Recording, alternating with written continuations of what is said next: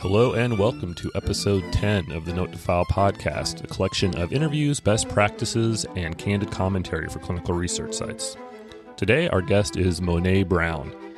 She is a super passionate clinical research professional. She's held roles everywhere from regulatory affairs document specialist to clinical research coordinator, as well as project manager. She also holds a master's degree in regulatory science. In this episode, we discuss the jump from CRC to CRA, the delicate balance between quantity and quality, the value of diversifying your experience, and the challenges of job hunting during a pandemic. So without further ado, Mone Brown. All right, Mone, thank you so much for coming on today. How are you doing on this Wednesday? Is today Wednesday? Today's Thursday, isn't it? Correct. Today's Thursday. And I am doing well.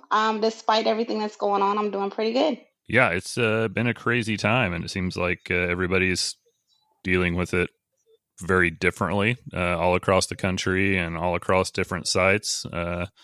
Some sites have stayed open, some have shut down, some people have been furloughed. It kind of seems to run the whole spectrum, doesn't it? Of course, it's very trying times, but we'll make it through, and everything will come back and be great. Absolutely. I'm always curious. I always like to start out by kind of asking people how they got into clinical research. It's always just a particular interest of mine.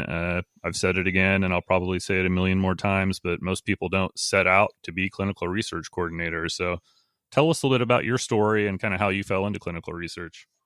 It's pretty interesting. I really fell into clinical research before I fell into clinical research. I went to school for medical assisting, and I had I said that I was going to be working in a clinic just with patients, and no clinical research was going to be involved at all. It wasn't the area that I was actually guided into. And when I was doing my externship, I was presented to a company called Bowling Clinical Trials, and that's how I fell into research. So I ended up doing my externship there, and after my externship, they liked me and wanted to hire me on. And so I became their research assistant, and they did mainly osteoporosis studies and rheumatoid arthritis studies. And however, the office closed down due to the PI passing away tragically. And I kept going on and got my degree in health science and ended up applying for a job for a pharmaceutical company. Didn't realize that I was still going to be in research. And that's where I kind of just stayed, and research became my niche. And I went on ahead and ended up getting my master's in regulatory science and kept going. So research is something that has become my passion. That's awesome. Yeah, absolutely. So you kind of started out very briefly at the site level, but it seems like that was a pretty quick transition. I say quick, Right. Obviously you had some school in between there, but you had to, go from the site to the CRO role fairly quickly. And I see a lot of people on a site level who struggle with that option to be able to jump from site to CRO. Do you think that was in large part due to your continued education? I believe it had a lot to do with my continued education. Of course, I didn't know too much. I mean, I knew some aspects of clinical research, but I did not know as much as I needed to know when I ended up going to the company on the CRO pharmaceutical level. I learned a whole lot more as far as clinical research and the different aspects of things that go along with research. Before then, it was just, like it almost was like doing clinical visits, even though it was considered to be research.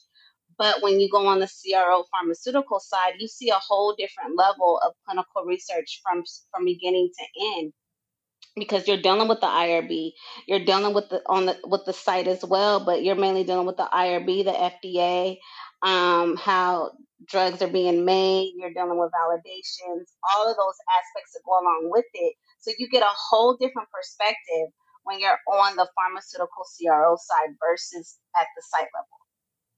Yeah, and that's kind of the beauty of it, I think, is that there's such a broad spectrum of things you can do that, wherever your interest lies, there's something there for you. It's just Correct. There's so many opportunities. So where do you feel, what appealed most to you in across those roles? Is there a, particular area that you like the most, or that you know think that your particular strength is in? Of course, my strength is in regulatory affairs, and because I was able to start the study and deal with the IRB and dealing with the regulatory documents, also seeing it from a monitoring side and seeing the different aspects as far as regulatory affairs goes, and also seeing how to place the guidelines in that goes with doing informed consents, writing up SOPs, all the different FDA, dealing with the FDA and the different levels that goes along with regulatory affairs and different laws that go along with it, and seeing it, you know, everything changes so rapidly in research. You never ever have one of those moments where everything's just going to always be the same. Things are constantly changing on different levels as far as different laws change with research. So there's constantly things that are changing that you have to stay on top of, especially when you're dealing with different laws that have to do FDA regulations and stuff like that. So you have to stay on top of those things. So regulatory affairs came into play, and it helped me with that aspect as far as staying on top of the different laws that go along with the FDA regulations.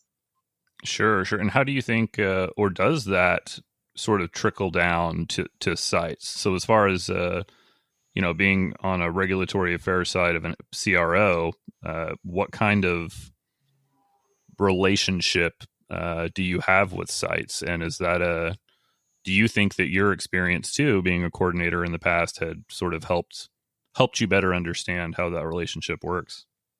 It definitely did, because you were able to take your knowledge to the site level, especially when I was a when I was a coordinator, and I was able to take that knowledge and bring it to them, because a lot of them didn't have the knowledge that I had as far as regulatory affairs and different laws that go along with the FDA regulations.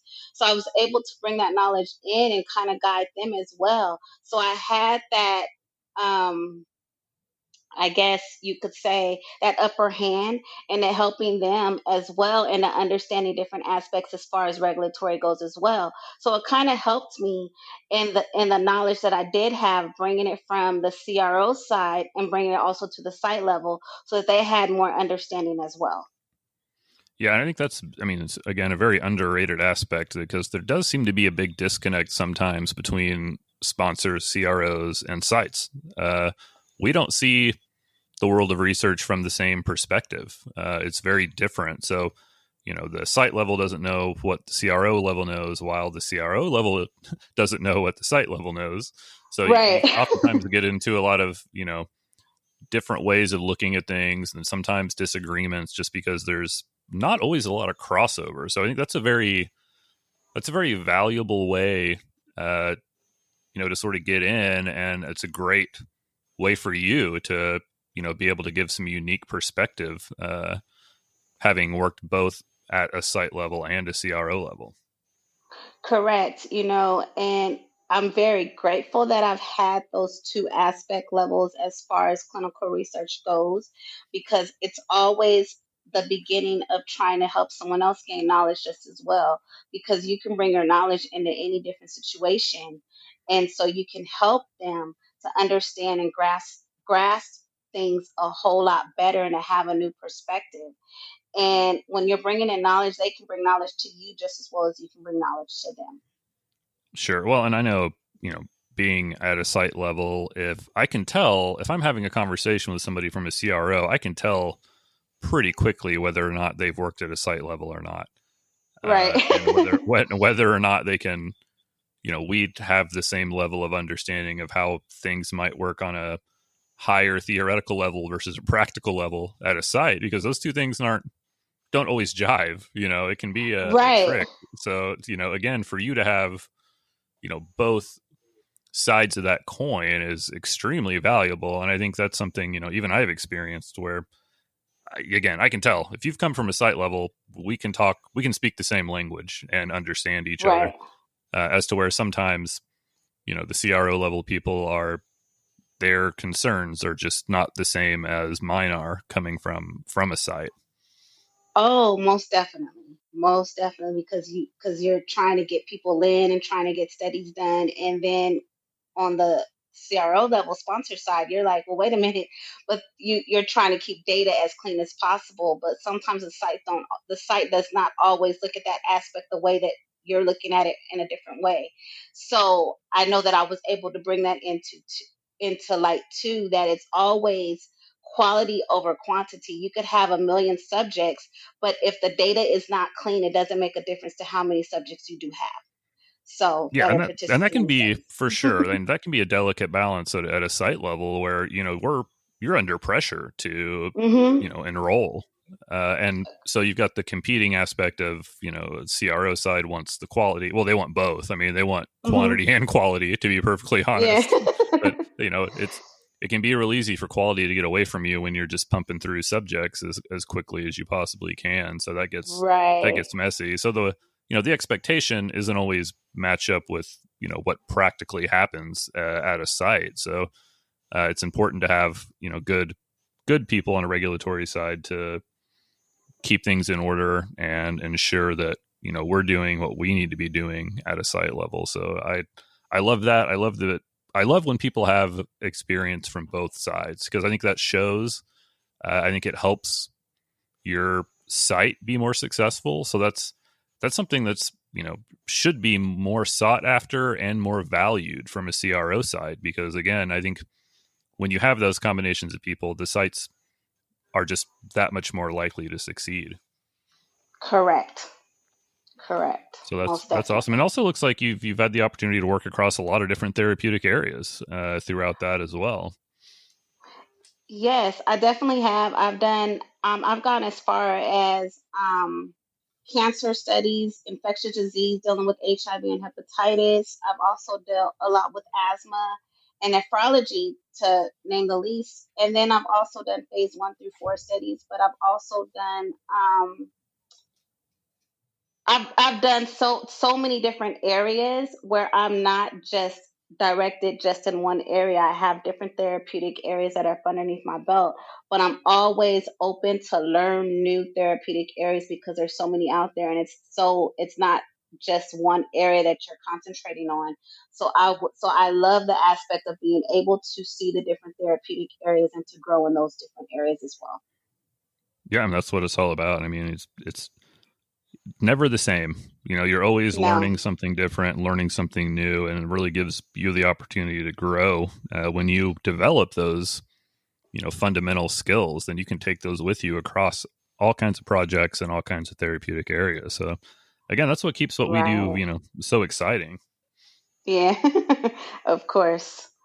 Yeah. So, what are some challenges that you faced, sort of throughout your career? Are there some things that stick out to you that might be indicative of the industry as a whole, or just things that have been personally challenging for you? As far as me as the challenges go, people don't really recognize everything that I've done as far as research goes. So they try and put me in this box, and I'm not in a box because I have different aspects that I've actually gone through and actually experienced and done.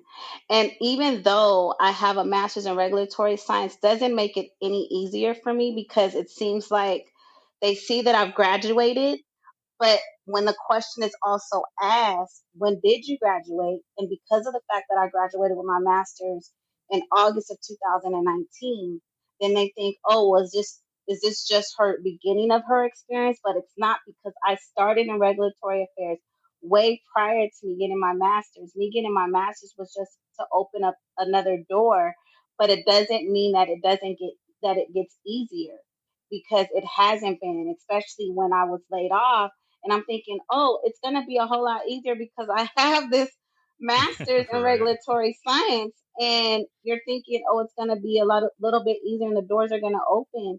But it hasn't been easy. And then the pandemic, you have to put that into play. And then you have to put into everything that's going around in the world right now. And it kind of like puts you almost at a disadvantage per se because of Sure. everything that's going on. Yeah, no, it's a crazy time for sure. But I mean, that additional education should really be just another tool in your tool belt, not not used as a way to sort of, judge your past experience. Because again, Right. you've got all the background, and I did the same thing. I started out in research. I had no degree at all. So I Right. started out as a research assistant at the bottom of the ladder. Uh, I had actually dropped out of college. Back in the day, I got back in, to the back into school, but I started out in research and had to get a degree and then work my way up through the chain. But those are all it's cumulative, right? It's not, you don't start back over just because you stopped and or continued your education.